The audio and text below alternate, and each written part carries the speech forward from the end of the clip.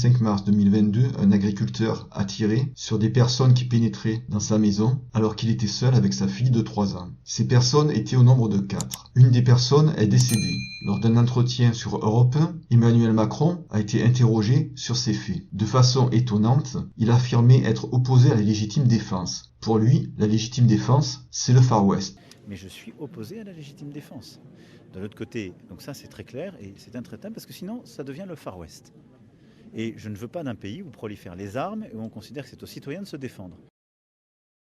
Mais en aucun cas, c'est à nos compatriotes de se défendre eux-mêmes. Avec cette déclaration, on pourrait se demander si Emmanuel Macron ne confond pas légitime défense et autodéfense, et s'il a bien compris les faits qui se sont produits. Pourtant, son entourage a ensuite apporté une précision qui prouve qu'il envisageait vraiment le cas de la légitime défense et non pas de l'autodéfense. En effet, son entourage a déclaré que Emmanuel Macron n'était pas contre la légitime défense, mais contre la présomption de légitime défense. Dans ce cas, on ne peut qu'être surpris des propos d'Emmanuel Macron. La légitime défense est prévue dans le code pénal par les articles 122.5 et 122.6. Dans le cas présent, la présomption de légitime défense s'applique. En effet, l'article 122.6 du code pénal dispose qu'est présumé avoir agi en état de légitime défense celui qui accomplit l'acte pour repousser de nuit l'entrée par effraction, violence ou ruse dans un lieu habité. C'est précisément le cas. Emmanuel Macron, en confirmant qu'il est contre la légitime défense, ou plus précisément contre la présomption de légitime défense, confirme aussi qu'il ne parlait pas de l'autodéfense. On ne peut donc être surpris par ces propos. Que devait faire l'agriculteur? Est-ce qu'il devait se laisser frapper? Est-ce qu'il devait se laisser tuer? Est-ce qu'il devait laisser ces gens prendre sa fille, la tuer, la violer?